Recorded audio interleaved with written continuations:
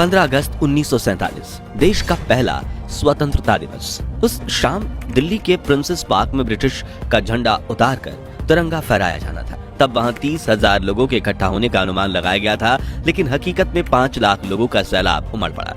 खुद जवाहरलाल नेहरू और Lord Mountbatten को समझ नहीं आ रहा था कि मंच तक जाए कैसे।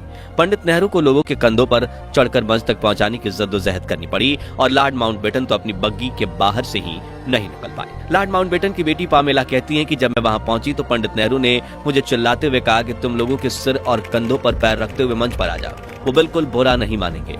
तो मैंने कहा मैंने ऊंची एड़ी वाली सैंडल पहनी है जो लोगों को चुभ सकती है। तब नेहरू फिर बोले तो सैंडल को हाथ में लो और आगे बढ़ो। ये कहते हुए नेहरू भी लोगों के ऊपर से होते हुए मंच पर पहुंचे और फिर उन्हें देखते हुए मैंने भी अपनी सैंडल उतारकर हाथों में लिया और इंसानों के सरों पर कालीन की तरह पैर रखते हुए पहुंची, जहां मैं सरदार पटेल की बेटी मणिबेन पटेल के साथ जाकर खड़ी हो गई। उधर माउंटबेटन की बग्गी लोगों के सैलाबों के बीच इतनी बुरी तरह से फंस गई थी कि वो उसमें से उतरने की सोच भी नहीं सकते थे। इसलिए उन्होंने पंडित नेहरू की तरफ देखते हुए चिल्लाकर कहा, लेट्स होस्ट दी फ्लैग, यानी चलिए झंडा फहराइए।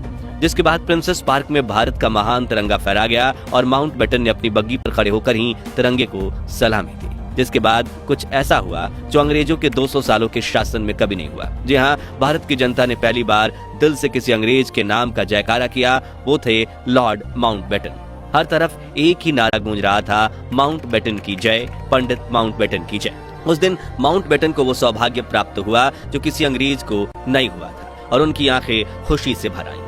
उस समय देश के करोड़ों देशवासियों ने आजादी का जश्न इतने बड़े स्तर पर मनाया कि जय हिंद, जय भारत और भारत माता की जय के नारों की गूंज पूरी दुनिया के कोने कोने तक पहुंच गई। और आज की इस खास वीडियो में आपको देश के पहले स्वतंत्र दिवस की सैर पर ले जाने वाले हैं, जिसमें हम कुछ दिलचस्प किस्सों के साथ दुर्लभ वीडियोस भी देखेंगे। बाकायदा हम ब्रिटेन का झंडा उतारकर भारत का तिरंगा लगाने का दुर्लभ वीडियो भी देखेंगे। इन सब की मदद से आप उन खुशनुमा पलों को खुद महसूस कर पाएंगे। आपका सीना गर्व से चौड़ा हो जाएगा और तो और खुशी के आंसुओं से भर जाएंगी आपकी आंखें। तो पूरा वीडियो जरूर देखिएगा। दोस्तों, द्वितीय विश्व युद्ध में भले ही प्राइम मिनिस्टर विंस्टन चर्चिल ने ब्रिटेन को जीत दिलवाई थी, लेकिन इस जंग में ब्रिटिशर्स की कमर टूट गई थी। दूसरी तरफ भारत में आजादी के आंदोलन की रफ्तार काफी तेज हो चुकी थी। नेताजी सुभाष चंद्र बोस की देश के बाहर देश के लिए बनाई गई आजाद हिंद फौज अब जंग के लिए तैयार थी और महात्मा गांधी के नेतृत्व में देश में स्वतंत्रता आंदोलन अपने चरम पर था। जो देख ब्रिटिशर्स ये समझ चुके थे कि अब अगर हम भारत को आजादी नहीं देंगे तो वो हमें बेइज्जत करके देश से बाहर खदेड़ फेंकेंगे। ऐसे में नए प्राइम मिनिस्टर रिचर्ड एटली ने 20 फरवरी 1947 को ब्रिटेन की हाउस ऑफ कॉमन्स में घोषणा करते हुए कहा कि हम 30 जून 1948 तक भारत को पूरी तरह से आजाद कर देंगे। लेकिन समय बीतने के साथ कुछ ऐसा हुआ कि भारत को आजाद करने की तारीख नजदीक आ गई। दरअसल भारत को आजाद करने की जिम्मेदारी देश के आखिरी वायसराय लुईस माउंटबेटन को दी गई थी, जो शुरुआत में इस काम में साल भर का समय लेने वाले थे। लेकिन देश की स्थिति अब नियंत्रण से बाहर होने लगी थी। इसी दौरान एक और स्वतंत्रता सेनानी लगातार संघर्ष कर रहे थे। वहीं दूसरी तरफ अंग्रेजों के डिवाइड एंड रूल षड्यंत्र की वजह से देश के कई इलाकों में जात पात के दंगे भड़क उठे थे। स्थितियां अंग्रेजों के हाथों से बाहर निकल रही थी। तभी ब्रिटिश इंडिया के आखिरी गवर्नर जनरल सी राजगोपालाचारी ने माउंटबेटन को समझाते हुए कहा कि अगर आपने 30 जून 1948 तक इंतजार किया तो वापस करने के लिए आपके पास कोई सत्ता ही नहीं बचेगी।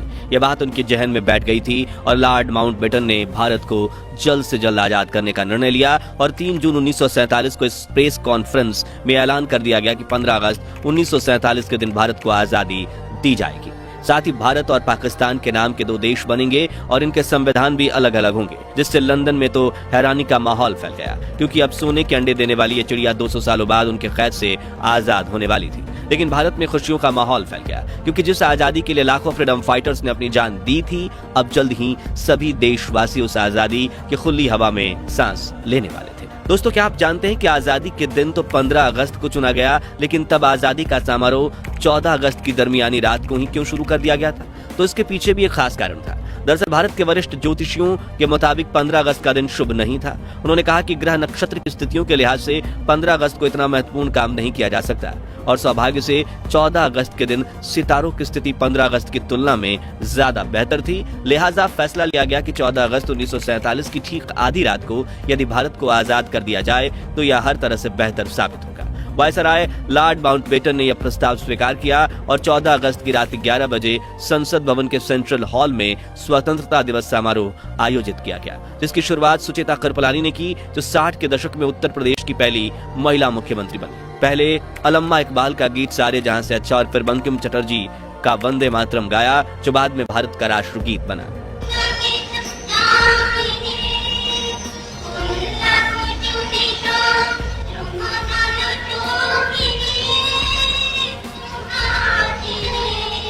ठीक 11:55 पर आजाद भारत के पहले प्रधानमंत्री जवाहरलाल नेहरू ने अपना प्रसिद्ध भाषण ट्रस्ट विद डेस्टिनी यानी कि नियति से मिलन शुरू करते हुए कहा, बहुत साल पहले हमने अपनी नियति से वादा किया था और अब वो समय आ गया है जब हम अपनी प्रतिज्ञा को पूरा करेंगे। पूरी तरह से या पूरी तरह से तो नहीं, लेकिन बहुत हद तक। आधी रात के समय जब दुनिया सो रही होगी, भारत जीवन और स्वतंत्रता के लिए जागेगा, आगे उन्होंने कहा।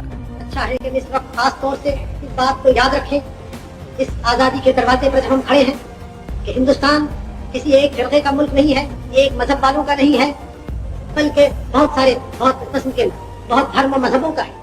फिर घड़ी में जैसे ही रात के 12 बजे तो एक साथ कई शंख बजने लगे। वहां मौजूद लोगों की आंखों से आंसू बह निकले। महात्मा गांधी और सुभाष चंद्र बोस की जय के नारे से सेंट्रल हॉल गूंज गया। राष्ट्रपति सुभाष चंद्र बोस का 51 बैलों का रथ चंद्रबाबू की पापा देखिए, राष्ट्रपति सुभाष चंद्र बोस का 51 बैलों के रथ का तारीखी जुलूस इतिहासगत।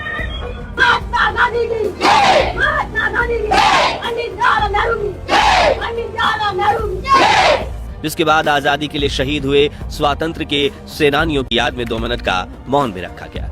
आजादी के शहीदों यानी आजादी की जंग में जान कुर्बान करने वाले बहादुरों की याद में 2 मिनट की खामोशी। वहीं बाहर तेज हवा के साथ बारिश में भी हजारों भारतीय इस क्षण का इंतजार कर रहे थे। जैसे ही नेहरू संसद भवन से बाहर निकले, मानो हर कोई उन्हें घेर लेना चाहता था। वरिष्ठ पत्रकार खुशवंत सिंह बताते हैं, हम सब रो रहे थे, एक दूसरे की भावनाओं में बह गए थे और आसपास में अनजान लोग भी खुशी से एक दूसरे को गले लगा रहे थे। कुछ समय बाद जवाहरलाल नेहरू और राजेंद्र प्रसाद लॉर्ड माउंटबेटन को औपचारिक रूप से भारत के पहले गवर्नर जनरल बनाने का न्योता देने पहुंचे। माउंटबेटन ने उनका अनुरोध तहे दिल से स्वीकार किया। उन्होंने पोर्ट वाइन की एक बोतल निकाली और अपने हाथों से अपने मेहमानों को वो शराब परोस दी। फिर अपना ग्लास भरकर उन्होंने अपना हाथ ऊंचा किया, बोले टू इंडिया। जिसके बाद पंडित नेहरू ने उन्हें एक लिफाफा देते हुए कहा, इसमें उन मंत्रियों के नाम है जिन्हें कल शपथ दिलाई जाएगी। पंडित नेहरू के जाने के बाद जब माउंटबेटन ने यह लिफाफा खोला तो उनकी हंसी छूट गई, क्योंकि वो खाली था।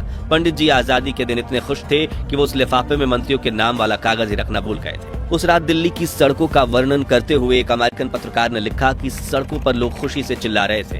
हिंदू, मुसलमान और सिख सभी आजादी का जश्न मना रहे थे। ऐसा लग रहा था कि नए साल की पहली शाम का न्यूयॉर्क के टाइम स्क्वायर का नजारा। मित्रों, आजादी का ये समारोह सिर्फ दिल्ली तक सीमित नहीं था, बल्कि देश के हर कोने में स्वतंत्रता दिवस का जश्न मनाया जा रहा था। जैसे सपनों के शहर मुंबई में शहर के मेयर ने ताज जैसे खूबसूरत होटल में रात्रि भोज का आयोजन किया। हिंदुओं के धार्मिक शहर बनारस में एक मुसलमान द्वारा राष्ट्रीय झंडा फहराया गया, तो वहीं उत्तर पूर्व के पहाड़ी शहर शिलोंग में गवर्नर ने एक समारोह की अध्यक्षता में 4 जवानों द्वारा राष्ट्रीय झंडा फहराया गया। इन नौजवानों में हिंदू, मुसलमान और लड़के लड़कियां 2 जोड़ों में थे। यहाँ दिल्ली में आजादी का जश्न मनाकर कुछ लोग अपने घर चले गए, तो कुछ वहीं संसद भवन के पास हरे लॉन में और फुटपाथ पर सो गए। 15 अगस्त की सुबह 8:30 बजे लॉर्ड माउंटबेटन ने जवाहरलाल नेहरू को स्वतंत्र भारत के प्रथम प्रधानमंत्री के रूप में शपथ दिलाई। आइए इस ऐतिहासिक क्षण की दुर्लभ वीडियो देखते हैं। और हमारे सब प्रधानों के सामने फेडरल कोर्ट के चीफ जस्टिस न्यायमूर्ति श्री हरिलाल कन्या के हाथों देश सेवा की शपथ लेते हैं। इसी तरह गवर्नर जनरल के हाथों अपनी नई हुकूमत के मुख्य प्रधान पंडित नेहरू और दूसरे प्रधान देश सेवा की शपथ ले रहे हैं। बाहर खड़े हुए लोगों का जोश खरोश बढ़ रहा है, इस इंतजार में बेताब है कि कब नेताओं के दर्शन हों। आप हैं स्वतंत्र भारत के पहले प्रधान। अगले दिन दिल्ली की सड़कों पर लाखों लोगों का सैलाब उमड़ पड़ा। सड़कें लोगों से इतनी खचाखच भरी हुई थी कि गाड़ी छोड़िए साइकिल पर भी सफर करना मुमकिन नहीं था। शाम 5 बजे इंडिया गेट के पास प्रिंसेस पार्क में माउंटबेटन को भारत का तिरंगा झंडा फहराना था और ये अनुमान लगाया गया था करीब 30,000 लोग आएंगे। लेकिन लोगों की भीड़ बढ़ती गई और पूरे इलाके में 5 लाख लोग इकट्ठा हो गए। इतनी भीड़ भारत के इतिहास में कुंभ स्नान के सिवाय किसी भी अवसर पर एकत्रित नहीं हुई थी।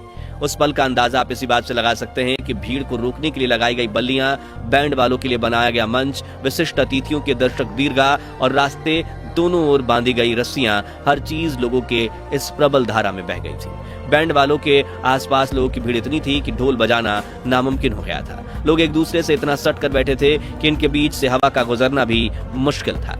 इंग्लिश राइटर डोमिनिक लैपियर और लैरी कॉलिंस ने अपनी किताब फ्रीडम एट मिडनाइट में लिखा था कि उस भीड़ में हजारों ऐसी औरतें भी थीं जो अपने दूध पीते बच्चों को सीने से लगाए हुई थी, इस डर से कि कहीं उनके बच्चे बढ़ती हुई भीड़ में पिचक न जाए। जब उन्हें भीड़ का धक्का लगता था वो अपने बच्चों को उन्हें रबड़ की गेंद की तरह हवा में उछाल देती और जब वो नीचे गिरता तो उन्हें पकड़कर फिर से उछाल देती। एक क्षण में हवा में इस तरह कई बच्चे उछाल दिए गए। मंच पर खड़ी लॉर्ड माउंटबेटन की 17 साल की बेटी पामेला की आंखें आश्चर्य से फटी की फटी रह गईं। वो सोचने लगी, हे भगवान, यहाँ तो बच्चों की बारिश हो रही है। प्रिंसेस पार्क में भारत के तिरंगे को लहराता देखने का सौभाग्य जिस भी भारतीयों को प्राप्त हुआ उनका जीवन धन्य हो गया, क्योंकि 200 सालों की कड़ी तपस्या के बाद जब आजादी का तिरंगा फहराया गया तब अचानक से तेज हवाएं चलने लगी और तिरंगे के ठीक पीछे एक इंद्रधनुष उभर आया। मानो प्रकृति भी भारत की आजादी का जश्न मना रही हो, ऐसा ही माहौल पूरे देश में था। हर जगह जुलूस निकल रहे थे, लोग खुशी से एक दूसरे को गले लगा रहे थे और आजादी के जश्न को मना रहे थे। हालांकि देश के कुछ हिस्सों में लोग बंटवारे का दर्द भी सह रहे थे।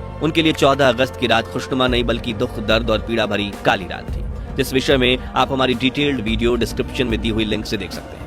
और यही कारण है कि 15 अगस्त के दिन यहाँ राष्ट्रपिता महात्मा गांधी, जिनकी भारत की आजादी में अहम भूमिका थी, वो नहीं दिखाई दे रहे हैं, क्योंकि उस वक्त वो ना तो संसद में दिखे थे, ना राष्ट्रपति भवन में, ना इंडिया गेट पर और ना ही लाल किले पर। 14 अगस्त की रात प्रधानमंत्री जवाहरलाल नेहरू ने जो भाषण दिया था वो भाषण गांधी जी ने नहीं सुना था, बल्कि उस रात वो 9 बजे ही सोने चले गए थे। उस वक्त गांधी जी कलकत्ता के बेलिया घाट में लगभग खंडहर हो चुकी हैदरी मंजिल नाम की हवेली में विश्राम कर रहे थे, क्योंकि देश के बंटवारे से शुरू हुई सांप्रदायिक हिंसा को शांत करवाने के लिए बापू 13 अगस्त को कलकत्ता पहुंचे, जहां वो हिंसक प्रवृत्तियों को रोकने की कोशिश कर रहे थे। 15 अगस्त की सुबह 2 बजे वो नींद से उठे और हिंसक दंगे रोकने और शांति स्थापित करने के लिए उपवास रखा।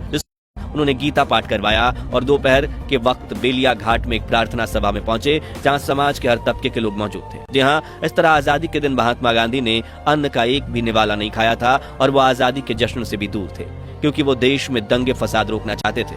तो साथियों, 15 अगस्त 1947 भारत के महान इतिहास का वह ऐतिहासिक दिन था जब हमारे देश को आजादी मिली। वहीं आजादी जिसके लिए भगत सिंह, राजगुरु सुखदेव, चंद्रशेखर आजाद जैसे लाखों क्रांतिकारियों ने हंसते हंसते अपने प्राण की आहुति दे दी थी। वही आजादी जिसके लिए नेताजी सुभाष चंद्र बोस ने देश के बाहर देश के लिए आजाद हिंद फौज खड़ी कर दी थी। वही आजादी जिससे अहिंसा से पाने की कोशिश में महात्मा गांधी, सरदार पटेल और पंडित जवाहरलाल नेहरू के साथ करोड़ों भारतीयों का काफिला खड़ा था।